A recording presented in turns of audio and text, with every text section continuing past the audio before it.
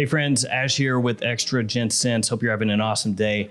Today I'm going to be reviewing a fragrance that I picked up not too long ago that I have fallen absolutely in love with. I featured it in a couple of lists. I keep talking about it, and I thought about maybe not reviewing it because there are so many other fragrances to talk about and review that I haven't done, that I've owned for a long time. But man, this stuff is just really freaking good. So I want to go ahead and just bust this review out. Fragrance is Carolina Herrera Mystery Tobacco. So in today's video, like always, I'll show you guys the presentation, break the fragrance down for you a little bit, let you know how it smells, all that stuff. So let's jump into it.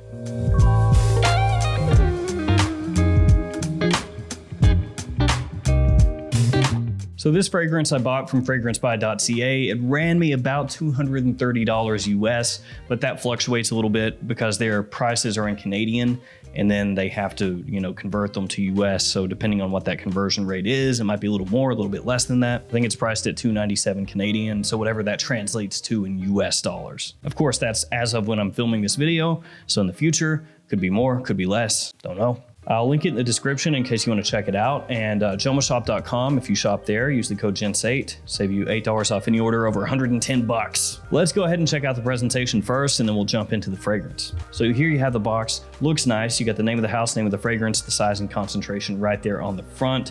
On top, you have the Carolina Herrera logo, and it's this interesting, very shiny cardboard kind of box.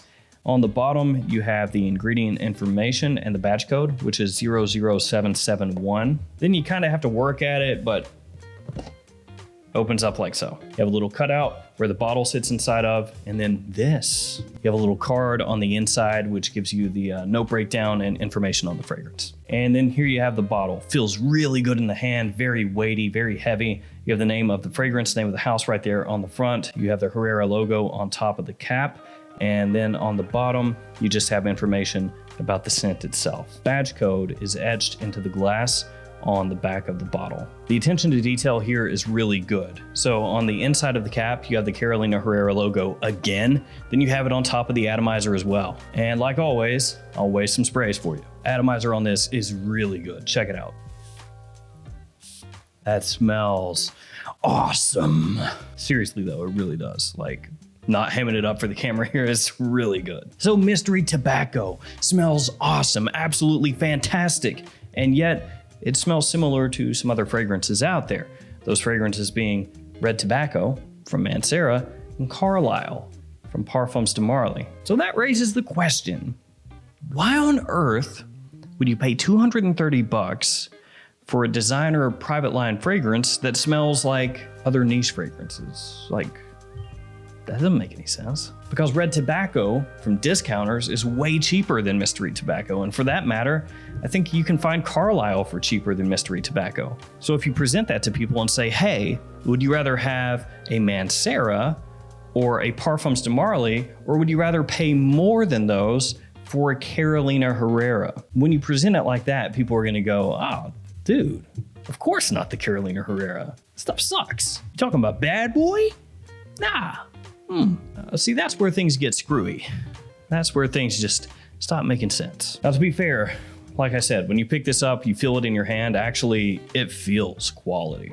This feels nice. This presentation-wise, I think is infinitely better than the Mancera. And actually, I think it's better than the Parfums de Marly.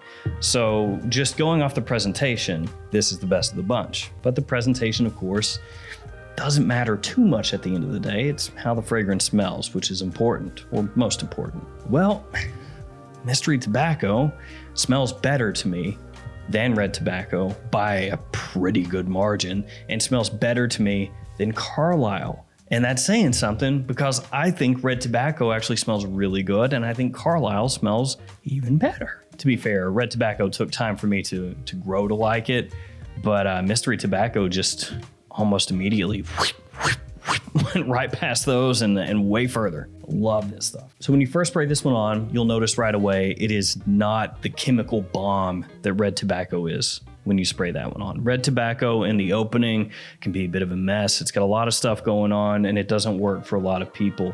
Mystery Tobacco, much easier to get behind, much easier to wrap your head around. It's a little bit faintly bitter when you first spray it on, but not bad. Not bad.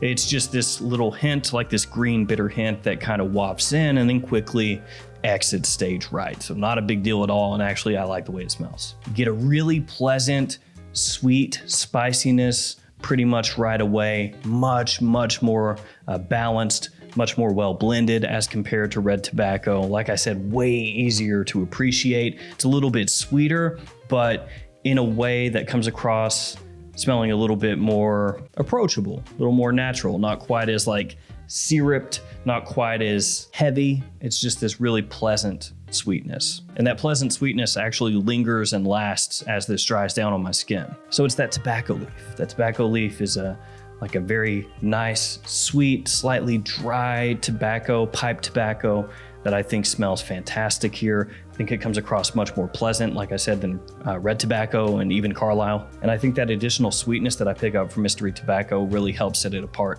from Carlisle for me as well. You get faint hints of like a little touch of smokiness as Mystery Tobacco dries down, never too much, just the right amount. Also gets more woody as the fragrance dries down, that vetiver coming through. It doesn't come across like a grassy vetiver at all. Just a really well done woodsy vetiver. And I know Gaiac is not officially on this little card, but you get that as well. So like it's this fruity, spicy sweetness melding together with a really expertly done tobacco leaf, a pipe tobacco in the opening with that little bitter herbal facet that quickly dissipates. Then as it dries down, some of that fruitiness goes away, the spiciness lingers much longer, that sweetness sticks around.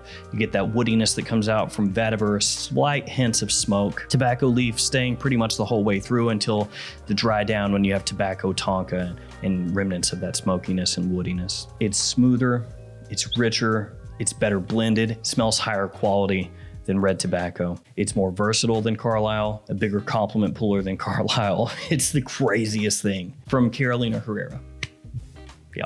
To be fair, I didn't go in blind on this. I sampled it first from scentsplit.com, got a decant from there, and found out, man, this stuff really rocks. Like I did a first impression on it and then wore it more and more. And then I knew I had to get a bottle. So this wasn't a very expensive blind buy. This was a very expensive buy that I knew I had to make because of how good the stuff is from sampling it. In terms of seasons, you're looking at fall and winter time use, which probably shouldn't be a surprise. As far as daytime, nighttime use, leans a little bit more toward nighttime use, but I will absolutely wear this during the day. It's a really good performer, very solid, lasts a long time off my skin, 8+ hours very easily, so well above average.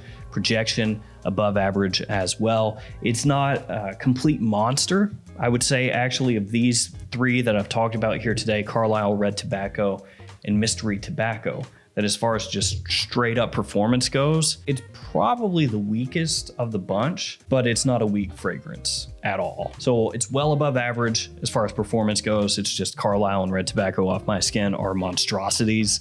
So this is like not quite at that level. That said, I don't care.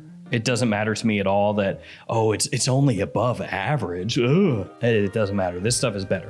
I will take this over red tobacco or Carlisle. If you put up those three and you say pick one, I'm taking this one. And also, like I said before many times, you can't beat that. This is a good one too. Like this is a strong magnet. See that? That is strong.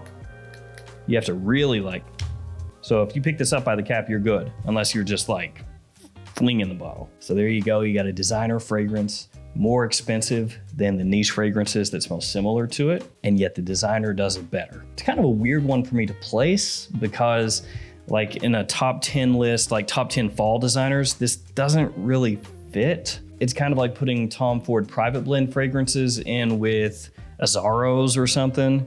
It's just like, that doesn't really work there. But then as a niche fragrance, it's technically not because it's Carolina Herrera. So it's like, where do you fit it? You know, I think I'm going to put it in my top 10 fall niche list.